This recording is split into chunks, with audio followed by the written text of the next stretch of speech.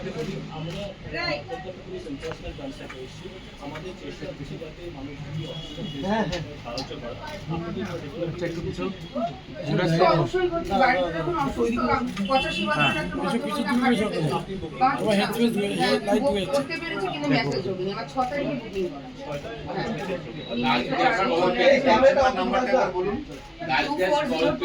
Last gas পাওয়ার 25 দিন যতদিন না হবে নেক্সট কনজিউমার নাম্বারটা বলুন 24027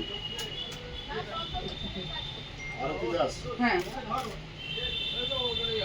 আপনার 6 মার্চ আছে কিন্তু এখনো ইনভয়েসটা জেনারেট হয়নি লাস্ট গ্যাস পেয়েছে কবে 20 ফেব্রুয়ারি থেকে 20 ফেব্রুয়ারি থেকে 23 ফেব্রুয়ারিতে বুকিং ছিল আপনার 23 তারিখে পেয়েছে 23 তারিখ থেকে 25 দিন গেলে আপনার বুকিং হয়ে গেলে অটোমেটিক জেনারেট হবে বলে তারপরে আপনি পাবেন তার আগে পাবো না তাই অসুস্থ মানুষের মুখে সিস্টেম যেটা এখন যেটা সিস্টেম আমাদের হাত বাঁধা আমাদের যেটা করেছি আমরা সিস্টেমের বাইরে কিছু করতে পারবো এই সময়টা আপনাদেরকে একটু হেল্প করতে হবে কি প্যানিক বুকিং হয়ে গেছে অ্যাবভ প্যানিক বুকিং যেটা দেশের অবস্থা নয় এই মুহূর্তে এই অবস্থা নয় সবার ঘরে গ্যাস আছে ম্যাক্সিমাম লোকের ঘরে গ্যাস আছে কিন্তু এই সময়টা কি হচ্ছে সবাই যেই দেখে যে যুদ্ধ লেগেছে জাহাজ থেকে যুদ্ধ লাগাচ্ছে আমরা বাড়িতে গেলে দেখতে পাবেন গ্যাস আমি বলছি আপনি 23 তারিখে পেয়েছেন আজকে কত তারিখ আজ 6 তারিখ 18 দিন আপনার গ্যাস শেষ আমার তো গ্যাস শেষ হবে ঘরে দুটো 18 দিনে গ্যাস শেষ কিন্তু সরকার বলছে আপনি লাস্ট গ্যাস পাওয়ার 25 দিন না গেলে আপনার নেক্সট বুকিং এর অ্যালাউ করছে না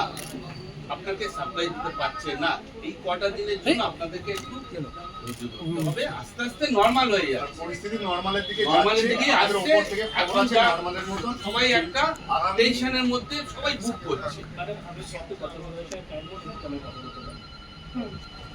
আপনারা 6 তারিখে নিচ্ছেন পাবো, কাল পরশু পাবেন, চলে যাবে। আপনারা কি কলকাতা পুলিশের সাপোর্ট পাচ্ছেন? হ্যাঁ আমি সূচনা অফিসাররা এসে জিজ্ঞাসা করে যাচ্ছে এই আমার এই কোনো সমস্যা আছে কিনা কোনো রেগুলার আসছে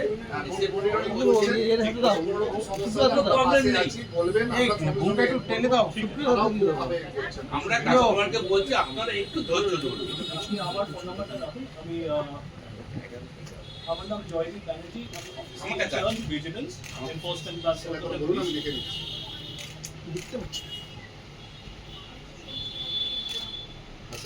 98300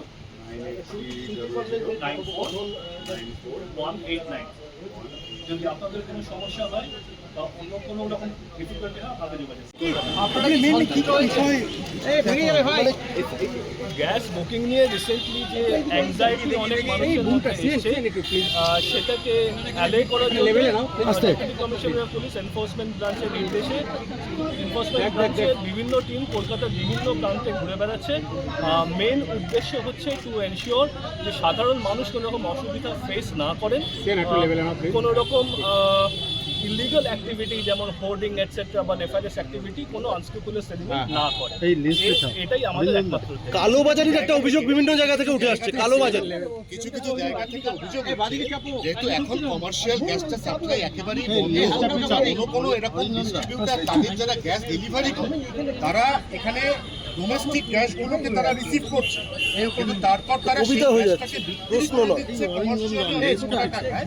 মাঝের যে মার্জিন এই মার্জিনে তারা পকেটস্থ করছে, এরকম কলকাতার বিভিন্ন বেল্ট থেকে আমরা অভিযোগ পাচ্ছি।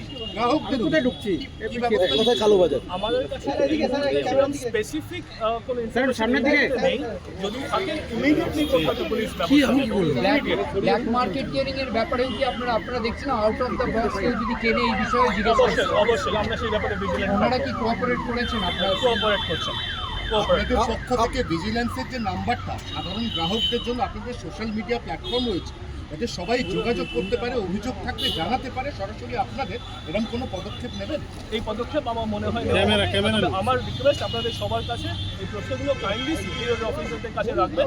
আমার অথরাইজেশন নেই পেশার সঙ্গে কথা বলার। একটা শেষ প্রশ্ন সেটা হচ্ছে কোথাও যদি কোনো রকম কালোবাজারির অভিযোগ আছে সেক্ষেত্রে কি আপনারা আইনানুগ লিগাল ব্যবস্থা ইমিডিয়েটলি নেওয়া হবে, ইমিডিয়েটলি।